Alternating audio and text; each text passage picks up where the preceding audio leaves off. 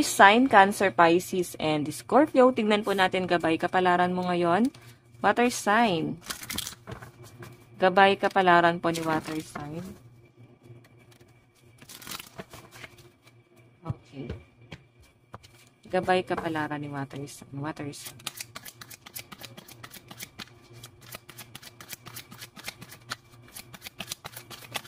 Okay. So guys, meron po tayong self-victimization and cycle. Oh. Sige. Nakikita ko sa inyo, water sign, medyo may pagdududa ka na sa isang tao na para bang pabiktim. Or pwedeng nagkakaroon na guys ng cycle dito na para bang nagkakaroon na ng healing. Like, hindi nyo guys alam kung ano yung intention ng taong yon, or pwedeng nagkaroon guys ng gulo sa past na para bang feeling is biktima sila. Sila yung dihado. Pero guys, kung makita nyo, cycle, Wheel of Fortune. So, maaaring nawawala na guys yung old cycle at parang nandito na kayo guys sa new beginning. Kumbaga, kinakalimutan nyo na guys yung mga maling action na nangyari sa past. At parang nandito na kayo guys sa bagong cycle na parang kailangan nyo na guys tahakin. Okay? Iwasan din daw po ang pagiging emotional. Tingnan pa natin. So guys, meron tayong defeat.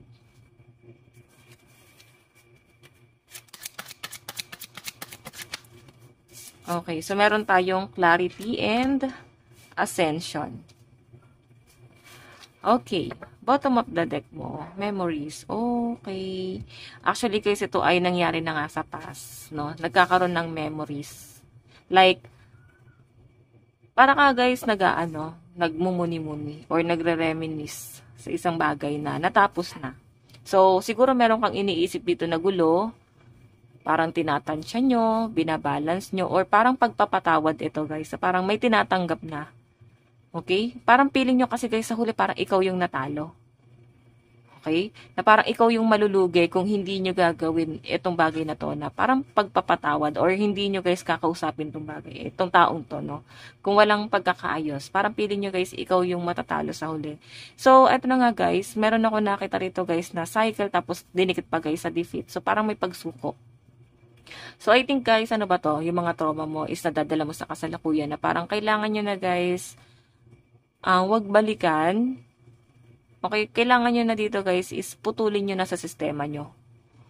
Okay, kasi pwedeng yung trauma na yan ang nagpipigil sa inyo, water sign, para umusad. Yung iba sa inyo guys, maaaring, ano ba to, hindi siguro guys sa nakaraan mo, pwedeng sa nakaraan ng ibang tao. Parang naiisip nyo lang, or pwedeng napupunan nyo kasi nandyan ka ngayon sa sitwasyon na yan eh. Okay, na parang may bumabalik na past, pero hindi niya siguro guys past. Napupunan mo guys sa ibang tao, sitwasyon ng ibang tao. Okay, parang naliliwanagan yung iba sa inyo na the world, baka naman maayos, parang ganun, baka naman magiging maayos na, baka naman hindi na siya katulad ng dati. So, parang may mga ganong kang thinking dito, water sign. Parang nare-realize nyo na baka naman nagbago na yung tao. Okay? So, kung ikaw naman to guys na nagkaroon ng gulo or nadamay ka sa gulo ng isang tao or pwedeng nabigla ka guys sa mga desisyon mo, I think may new beginning. Parang tinatanggap na nung iba sa inyo na, ay hanggang dito na lang talaga. Okay? Hanggang dito na lang talaga. Parang hindi nyo na guys ilalaban. Kasi nangyari na siya sa past. Pwede ano to guys sa ex mo. Okay? Ngayon kasi guys nakita ko na parang nare-realize mo ngayon etong ex mo na naibigay din yung pangangailangan mo. Kasi nandito guys yung need. Na-provide nila yung pangangailangan mo. Memories. Six of Raindrops. Medyo nalulungkot ka lang guys. Sa mga taong nakatulong talaga sa inyo sa past na parang wala na sila ngayon dito. Pwedeng lumipas na, no? Or dumaan na sila sa buhay nyo. Okay, so nasabi ko na ba, laki number mo, 8, 10, 5, 19, and 21. Tignan pa natin guys.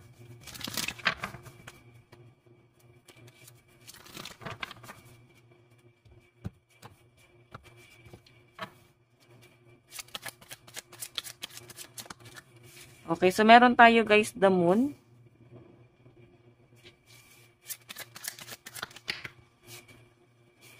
Meron tayong the world.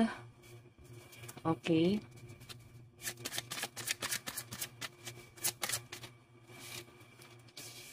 Nine of Pentacles. Okay, wait lang po. Dalawa ba to? Okay. Dalawa naman siya. So, water sign. Ayan na nga. Yung victimization. Parang ito yung parang may magpapaawa or pabiktim sila. Okay? Or pwedeng may kinakalimutan na kayo. Okay? Na pwedeng may kinakalimutan na kayo na isang tao na parang bang pabiktim. Sinungaling kasi sila eh. Damo na yan, no? Sinungaling kasi sila eh. Na parang tinulungan nyo na nga lahat. Water sign. May plano pa sila guys na i-betray ka. Or binetray ka na nga. Or pwedeng iniisip pa lang nila to guys. So mag-iingat ka na lang guys sa mga taong tinutulungan mo. Pwede kasi water sign na hindi ka aware. Tapos sila pa pala yung titira sa inyo pa ilalim or sisira sa inyo. Okay, so maging ano na lang kayo guys. Aware na lang po kayo dito. Okay? So meron tayo guys the world cycle at wheel of fortune. May nakakita akong moving forward, no? So, yung energy mo ngayon, guys, is wala kang ibang choice kundi mag-move forward. Nangyari na eh. So, wag nyo na, guys, wag ka nang mag-hold back. Kasi ito yung magpipigil sa'yo para makarecover. Kasi nakakita ko rito, guys, patapos ka na dun sa cycle na yun. Pero, lagi nyo pa rin, guys, binabalikan. Okay?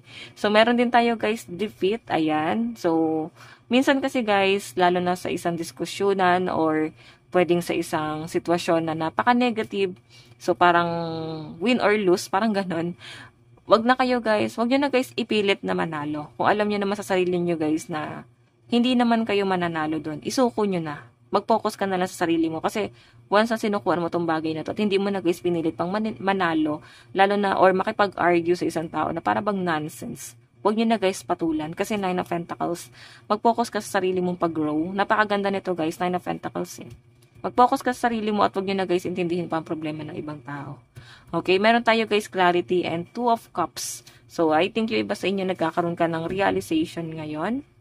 Okay, so in case pasensya na, may kumatok no. So, ayun na nga guys, pagdating sa relationship, I think eto may pagkakasundo po ako nakakita rito. Kumbaga para bang nagtagpo din. Kung ito guys ay sa relationship, kung in relationship ka ngayon, mukhang nagtagpo rin guys yung iniisip mo at iniisip ng person mo. So, parang may pagkakasundo, guys, no? Iba sa inyo, guys, ito nga, maaari kasi na nagkakaroon ng misunderstanding. Pwede kasi, guys, na against kayo sa paniniwala ng isa't isa. Pero ito na nga, sa nakikita ko ngayon, parang nakikita nyo naman kasi, may nakikita nyo parehas yung resulta. So, nagkakaroon kayo, guys, ng pag-uusap dito na tong taong to na napagkakasunduan nyo. So, ascension, tapos meron tayo guys, Four of Wands. Meron akong celebration, parang bang world is healing. Ganun yung nafe-feel ko rito. Okay? Sige, tignan pa natin, guys. Advice, meron tayong trust the universe. First quarter moon in Aquarius. Okay. Meron tayong distant thunder, clear the air. Diba? Sabi ko sa inyo lumayo ka sa gulo. Ayan, or ilayo mo yung sarili mo guys sa mga negative na iniisip mo. Pwedeng problema ng iba. Hayaan nyo na sila guys, no? Nasumolusyon ng problema nila. Or pwede naman guys na wala ka na dun sa problema, hayaan nyo na. Okay, hayaan nyo na sila guys kasi nasa safe zone ka na eh. Hindi ka na guys maguguluhan pa, hindi ka na madadamay sa gulo. So, sinasabi rito guys, parang isipin mo na lang guys yung makakabuti sa'yo at sa family mo. Kasi hindi ko lang din alam guys, bakit iniisip mo pa guys yung mga problema kung nasa safe zone ka naman na. Okay? I know, clear the air. Baka ang kailangan nyo guys dito ayusin is yung kung paano ka mag-isip ngayon. Okay? Or pwede guys, trauma. Parang kailangan nyo water sign. Tulungan nyo sarili mo na makaalis nyo sa trauma na yan. So, water sign, ito lang po ang inyong reading. Maraming salamat po. Bye-bye.